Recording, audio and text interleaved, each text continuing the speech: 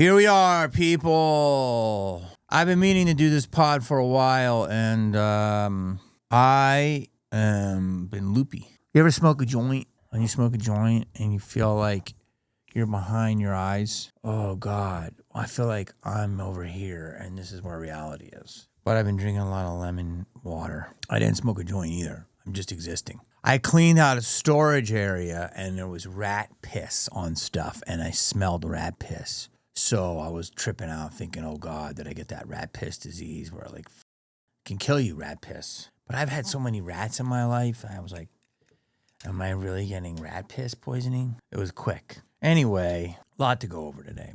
First thing I'm going to say is I've got some dates. 90s Con coming up at the end of March. Chump Con in the middle of April. Then Off the Hook, the beginning of May. Toronto, the middle of May. And Smoky Mountain Terror at the end of May. Go to my website. Those are my dates.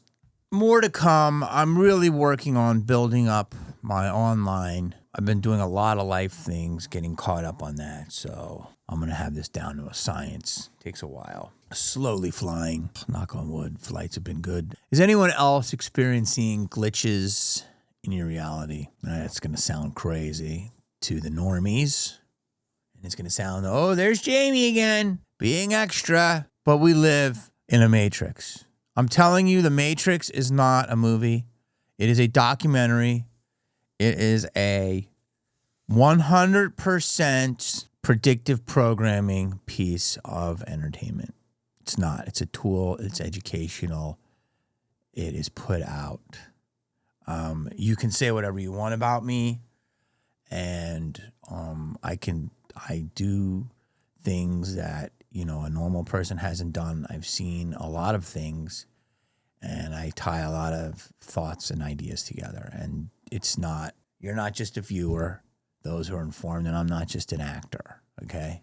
We're on either sides of this thing, but we can both piece stuff together. And I'm going to explain why. The manifestation thing is becoming very real. Also, there are people more and more talking about that you create your reality through words and consciousness and how we slip in and out of other time frames. And I just feel like this shit is everywhere with us now. And I'm going to give you an example. So Dr. Joe Dispenza, Alyssa went to a whole thing this weekend with Dr. Joe Dispenza, and he measures your waves, different brain waves from theta to the different terms of it. And from when you start a meditation until you're done, and it shows you the different actual science hooked up to these things, the difference in your cognitive abilities, if you will.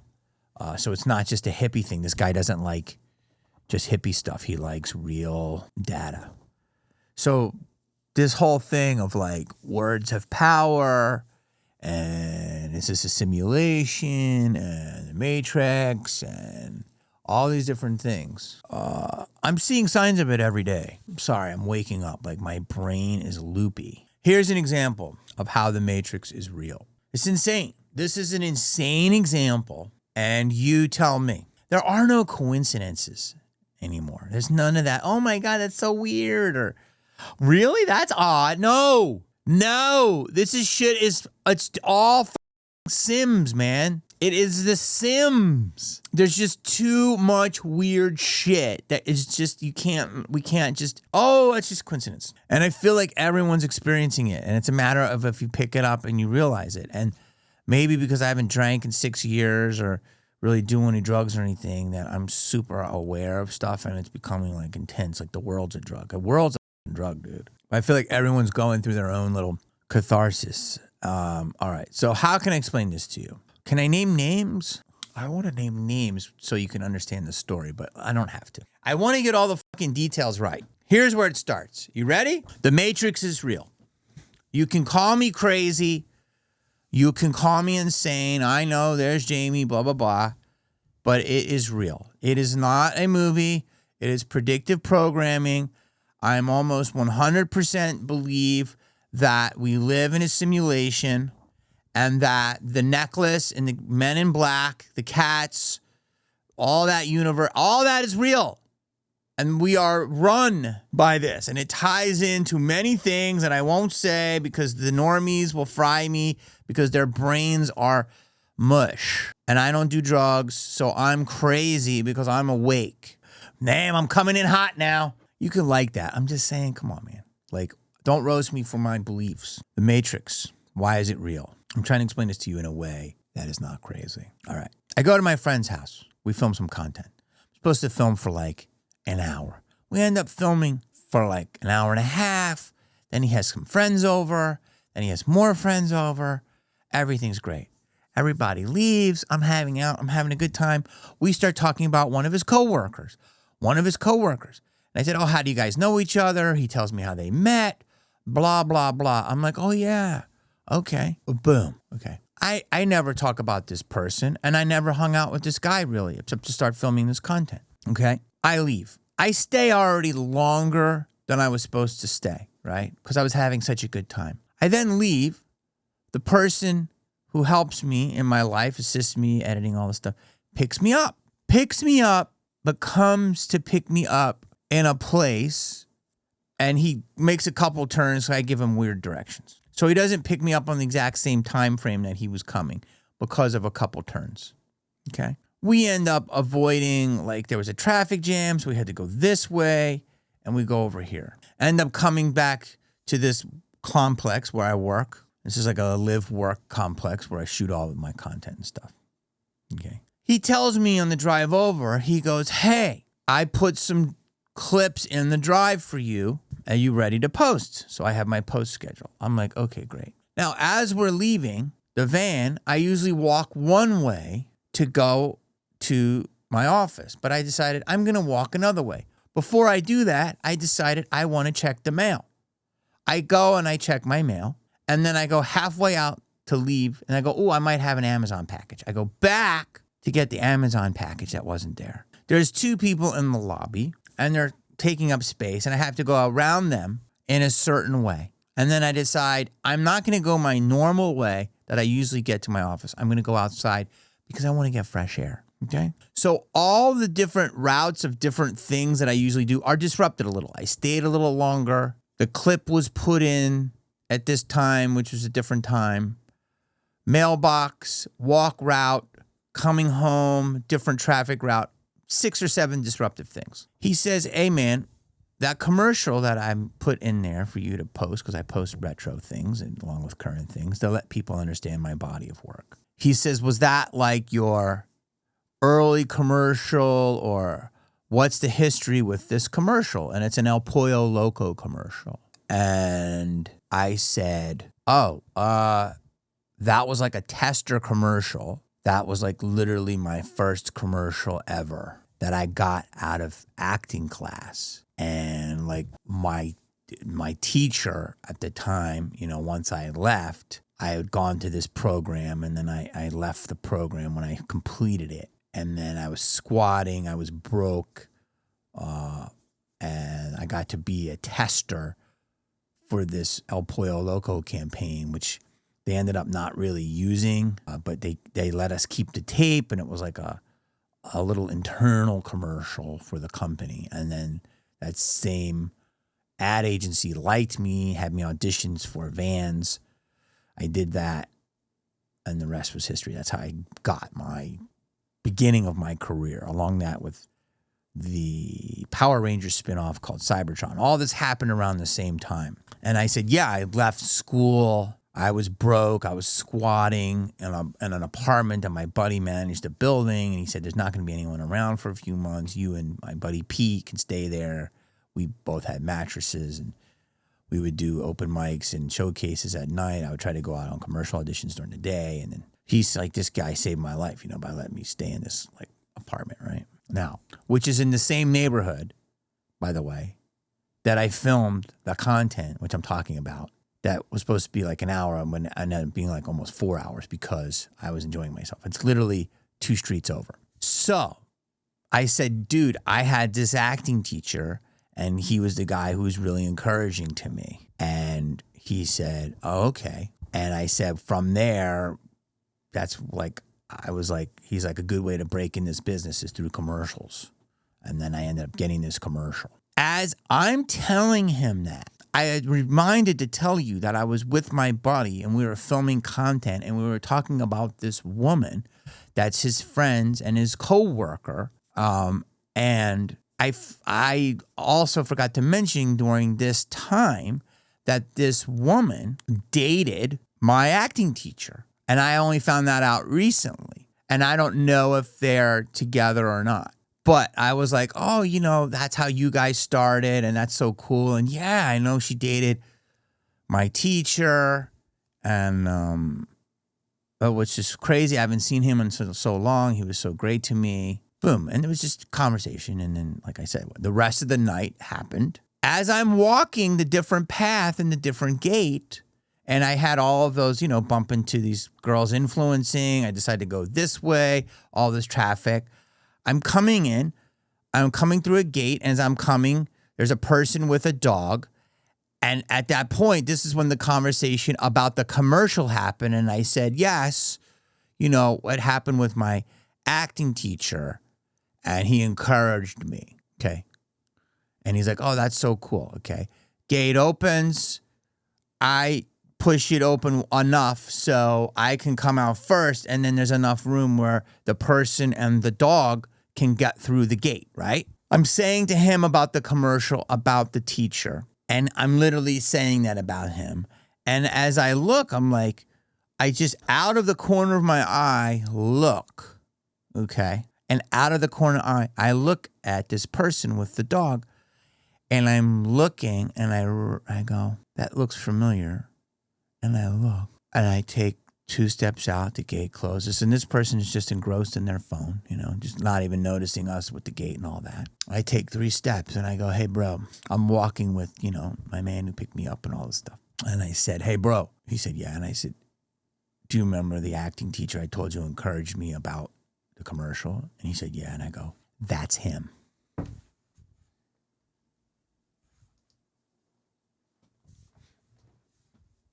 Yeah.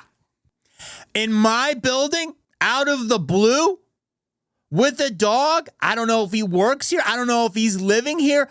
My man was like, what? That I never bring up? That I happen to be talking about with my other friend because he dates a mutual person that we know, don't know if they still date, and end up coming into, I don't know, in the building where I'm at after all the detours and the different turns and all the, and at that moment, talking about the commercial during that time, how it was encouraged by him and how at that moment, right through the door, at that moment, with all the different distractions and detours and stuff, at that moment, what? I want you to take a second. I haven't seen this dude in 20 years. Of course, I didn't say shit because I don't like to talk to people, but also I'm literally studying the fucking algorithm of the Matrix when I'm looking at him. I'm like, that's him. He goes, what? Tripping. Now, you can't tell me that you can listen to that with your mind and not trip out. There's no reason for that, me and that person to cross paths. Never seen him here before. Haven't seen him in forever. In this building, why? Talking about his significant other earlier, who I never talk about, with her mutual friend, with the commercial that I said that he helped me get because he gave me confidence. What? That he happened to put in the drive. There's like 10 different things he could have put, but he selected that commercial to put in the drive, to then tell me about it, to then avoid all the fucking conversation, the traffic, and then for some reason to go this way to my office instead of that normal way I always go. I didn't want to go that way. Why? I don't know. Someone fucking let me. Someone fucking controlled me and made me go and cross fucking paths and fucking straight up fucking GTA'd my ass. I am blowing my own mind as I'm telling you this. You need to connect to this pod right now and go, what the fuck, dude? That's not crazy. That's not coincidence. That is not what? That is fucking straight up 100% controlled Matrix shit. There's no way. There's no coincidence there. There's too many things involved. You will never, ever convince me otherwise. That is not 100% fucking NPC, GTA, Sims, Matrix, the rendering of the computer, all of that shit. And my brain has kind of low-key been mush since. Now, this type of stuff has been happening to me my whole life. Recently, I feel that if enough Mandela effects happen, that you see more and more of things you questioned, deja vus, and it's like this string theory. The simplest way is let's just say there's 5 different realities. Each one is a column of reality. So column, reality, right? So just imagine there's 5 different tubes of reality, and they're all independent, floating. String theory is that the simple physics, if the string is connected through all of them, which makes them intersect. So you're like, whoa, I just was thinking that over there. But wait a minute, as opposed to one base reality, you're kind of getting inputs from other realities. So it's like if that teacher reality was here with the commercial and it somehow got wind of that and it connected us, whatever. I'm trying to make it as simple as possible, but those who get it, get it. That situation that happened because of the so many different determinants and the traffic and the time and the conversation and the person and the commercial and the why and the questions about the commercial and when it happened and how I was explaining it, to walk by one of the main players in that story when I haven't seen this person in over 20 years, to literally do a movie of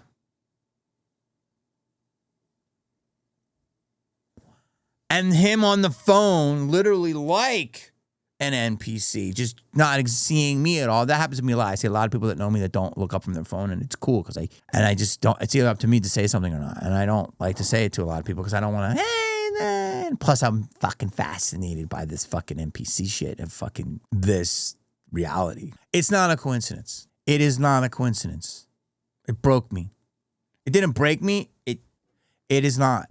You cannot tell me. You cannot. I want one person in this comment. One person to write this shit off. You're going to write it off? You're going to write it off? No, you can't. You cannot just write this off. This is insane. And it happens a lot in a lot of other ways. Just little things I'm thinking about or things. They're in our minds. I can't tell you how many times I think of something and it comes right up in my feed, a person. Now, there's a difference between being connected because you click on stuff and all that. I'm talking about a thought, and I get an ad or I get these things and it'll like to my particular brand of mental health. I'll be overthinking something and it'll be like overthinking is the base of unhappiness, and it'll give me videos about that. Or I'll be thinking of a person. And I'll their feed will open up. A person, to the point where I've tested it now and I go, I'm going to think about this person to see if their feed comes up. And it comes up more often than not. I don't have to click on them. I haven't got their shit for a while and it'll come up. That's why I feel foggy today. I feel like they're fucking zipping me, man. Now, to everybody who thinks I'm losing it, I'm not. I'm totally normal. I'm reporting what happened to me. And I have another person who he smokes weed every day, but that's for him to be normal. If he didn't, there's a lot of people that are very functional weed heads. Harrison Ford is $400 million. Other people, it's a gateway. I don't know, but weed doesn't bother me. I don't really smoke it because I become but other people can function. And this person smokes weed every day with a little bit of tobacco in it. So it's not like a full-on fucking resin joint. But what I'm trying to tell you is I have witnesses to this shit. And he was tripping. And I feel like it all goes back to the CERN fucking Mandela effect, straight up confusing realities. Like they open up portal in CERN, in Switzerland, and through that, Our shit is twisted, man. Now, you could say whatever you want, but you're not going to convince me otherwise. And I know everyone out there has one of these stories. It doesn't have to be as detailed as mine, but I know that you've had this. And I know some of you are with me. You're like, oh my gosh. Some of you are like, that's kind of crazy. And some of you are like, it's just a coincidence. There are no more coincidences. Not for me. How come when I was 5 years old, my mother had a thing and she had something called the Teen Commandments, but I was like 5 or 6. I don't know why it's bringing up. I'm in my hallway and there was something about it and I didn't like it. It was like authoritarian and I was like, well, I'm not going to do that because I don't, let me do what I want to do, right? At a very young age, I was always independent. I had a lot of friends, but I didn't like that energy. So the only time I was really with the friends is when I was always the leader of the group. Like I had to be the leader. And I can't be in a group where I'm subservient. It's hard, I can't do it. And there would be groups of kids, I remember, and I had a building behind me and it was 4 stories and it was a drain pipe. And I would take such solace into climbing this pipe and it was a sturdy, like metal, like a fucking serious industrial metal bolted in drain pipe. And I know that sounds crazy to a lot of people, but that's what we did. We climbed buildings as a kid. And I used to climb that thing every Sunday. And it was like fucking empowering. Like, yeah, I'm going to climb this pipe just to see if I could do it. And I would do it by myself. I would go roof hopping with my other friend. That was a big thing, like early parkour. But climbing these buildings were like a cool way to prove you're like, I don't know. It was just something about it that made you feel cool. And then I'd ride my bike to a store or something. But I did that by myself. So whatever this is, I'm telling you, I've been a solo lone wolf my whole life. And I can't. Going back to my mother's hallway, she had this thing called the Teen Commandments. And it was like too many rules. And I said, no, that's not for me. And I discovered a book one day, and I didn't like reading or anything. And it was called The Little Prince, and it was given to somebody else. I don't even know if my mother knew I had it. And she's like, oh, you're like the Little Prince. And it was literally like my sister's friend or something had a book. And I said, and she goes, yeah, you got to read that book. Like the fact that she brought it up, maybe she saw it, but I don't think she did. And like The Little Prince. And I said, this life isn't for me. Like I would watch TV all the time and she'd be like, enjoy it. Because when you're 18, you got to get out and get a job. Enjoy it. I used to sit and watch He-Man, and I used to love Chips Ahoy cookies and milk. And my mom would come down and she'd be like, enjoy it. Because when you're 18, she always said that to me. I'm fucking 7. I'm literally just enjoying my life. Enjoy it. Like she let me fucking know from a very young age. She put the fear of the world in me that this was not going to be a normal life. Enjoy watching your TV, your cartoons, because when you're 18, your ass is on the street and you are going to have to get a job. And I hated that threat. And I said, no, I'm not. And she goes, enjoy it. And something happened with me. And I'm like, I'm not going to do that. I'm not going to school. Enjoy it. So that's what she always said. Enjoy it. And I was like, nope. I'm going to ride my bike. Okay. I'm going to play Atari. Okay. I'm going to learn how to ride a unicycle. I'm going to break dance. There's no money in that. How are you going to make money breakdancing?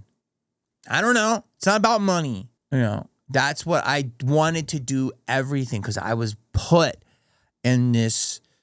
I was the youngest kid, and then I was in Catholic school, and I had an amazing, dominating mother, though, who's like tough, and she was one of 5 or 6 sisters that were also dominating. So I grew up with religion, being the runt in Philly, which is a hard city and aggressive.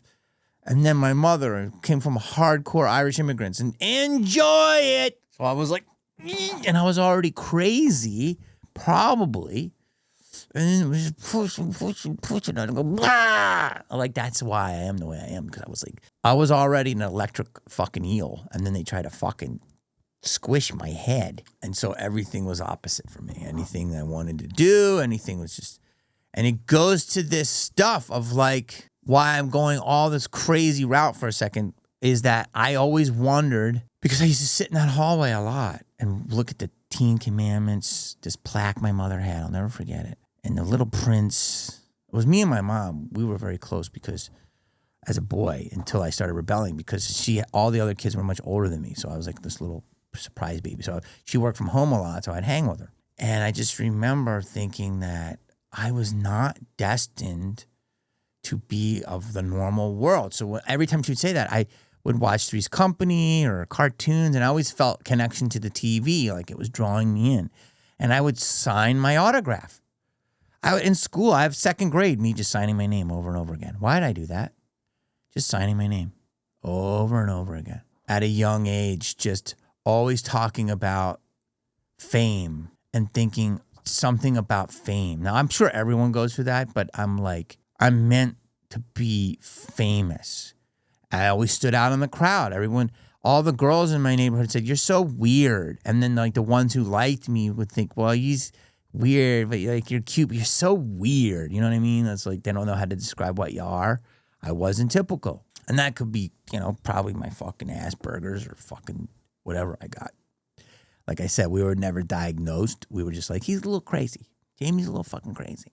But, that my whole life, like whatever group I went into, even when I started in high school and like I had my own group, I ended up getting pieces of all other groups and I made like a super group and I was a very big leader in that group. I'm not saying there wasn't other leaders, but I definitely, at my lunch table at one point, it was me, this other hilarious kid, Chip, this kid McGinley, Rubbles. I'm trying to think who else. And we were all psycho, but we had so many different things about us. And it was like the table of misfit toys, but we stood out. This table like stood out. You know what I mean? Like I was in the rap before everybody else and all of that shit. So I don't know. I was definitely into acting, comedy. I didn't know what it was, but I was drawn to it. I was drawn to this different life. But why? So the whole thing is just like, I told you about how we live in a matrix. I'm believing that. But I used to think I had free will. Then there's something called free will, predestination, or quiet control, I think it's called. And basically, there's free will is you do whatever you want. No one controls you. No entities higher than us. Energies, whatever you believe. Gods, God. Or, it's nature versus nurture. Or that's complete free will. Or there's predestination. And it doesn't mean you're going to have a particular thing, but you will end up at a destination. Or there's like controlled somewhat chaos where you're going to make certain moves and part of them will be yours and part of them will be you being controlled. Or there's the Sims. That's the fourth one where you're just straight up a Sims character and everything you do is controlled. I'm at the point where I don't believe my thoughts are my own. Any inspiration I have is not just from this world. Some things you can't find in this world. Where did I get that inspiration? There's a whole theory that they're putting thoughts in our heads from another fucking like a species, if you want to go that crazy, but it's not crazy, that we can't see, that we're controlled by an alien race. I know it's going to sound nuts. And that's where our ideas come from. Here's an example, though. And this is me right now having my Westworld moment where the robots realize that they're fucking robots, but they're like, because their memories aren't like what we think are memories, they're just basically old data that wasn't erased off the drive. So it comes out like 10% of it. And they're like, what is that memory? And it's like, oh, fuck. I was in another thing. I was in another life. It wasn't me. I was used as a delivery bot. And now here I am as this bot. And they're like, what is that? And it gets cognizant. It's a deep, deep esoteric belief, but it's cool. And it's those who watch that series really have to understand that. It's a metaphor for us, right? You can go past lives, all this shit. But why was I always fascinated with Eddie Murphy? And why was I always quoting his stuff? And why, when I was 10 years old, when I had no acting experience or anything, I knew nothing about anything or radio or TV or films, and just a consumer, a kid on a bike, why is it that when I would walk around my neighborhood with my other friend Chris, God rest his soul, and say, I'm gonna damn it, and I would repeat Eddie Murphy's lines over and over again, and I'm obsessed with SNL. Why is it, which I'm sure a ton of people were, why is it that I said, I'm going to audition for SNL, I would like to be on SNL. Why is it that I looked at him at 19 years old and I said, oh my God, he's the youngest. I got to do that. I got to be a young guy. And what made me think that way? There was nobody in my life that were actors or comedians or, my brother's a musician, but he was like a lifer. You know what I mean? He never like went out and had a rock band, but he was like, he could be a musician if he wanted to be a session musician. He could. My sister is an amazing artist as well. My brother's an amazing musician, but they didn't follow it. They were like their hobbies, but they could have if they wanted to. But why is it that I decided, oh my God, and I always remember since I'm 10 years old, I always wanted to be like Eddie Murphy, and I always wanted to be on SNL. To the point, then 14 or 13 years later, I was flown to New York to audition for SNL. And when I didn't get it, I never forget. I stood in front of the Comedy Store, and it was like a Monday night, and I'm like, do I do stand-up again? Like, why? I had all my stand-up was 3 years of doing it because to get enough characters to audition for SNL. And when I auditioned and I didn't get it, I literally stood in front of the Comedy Store, and I'm like, what's the point of me doing stand-up? I'm not anywhere. And then I guess I literally looked at it and said, I guess I'm going to have to sign up for Potluck again. And even though I auditioned, I still was like, he's a guy who auditioned and didn't get it. And then I would do Potluck, and then I'm like, what's the point? I'm already went and lost. And then they were like, well, you got to audition for Mad TV. And I auditioned for Mad TV, and I didn't get it. And I was like, oh, God, what? And I literally was like, what am I doing? Like, I'm not using the skill set with which I was made for. I don't know what to do. And I was staying in my little apartment, and it was terrible. And I started getting auditions because I've got enough heat that people were interested in me. And then I ended up getting commercials like you saw. And I took another path. And the only reason I did the Jamie King Experiment is because I had this whole thing burning inside of me, which was probably should have been the start of my career, then movies, and then blah, blah, blah. But I kind of did it backwards a little bit, which now it doesn't matter. But back then it's stand-up, TV, movies, world tour, never go back. But why?